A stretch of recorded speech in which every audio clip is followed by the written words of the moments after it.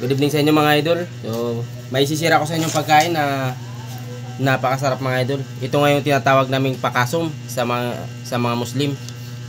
Ayan yung kamuting kahoy na binilad natin. So, pagkatapos nga natin ibilad mga idol, ibababad na naman natin sa tubig ng 2 araw. So kapag lumambot na, bago natin ilalaga, kapag nailaga na natin mga idol, at lulutuin na naman natin ulit. Siyempre lalagyan natin ng gata at kaunting asukal. Tatadtarin lang natin yan ng maliliit, yung sakto-sakto lang na kaya nating lunukin. I-try nyo na mga idol kung hindi pa kayo nakatikim nito. Napakasarap nito mga idol.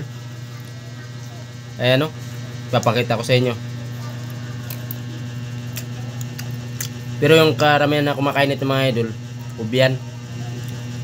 So kung hindi ka pa nakakain dito mga idol, i-comment mo na dyan at subukan mo na. Napakasarap. Mukha niya lang itong ganyan lang yung kulay, pero napakasarap niyan. Kasi nga binilad natin. Sarap na ito mga idol.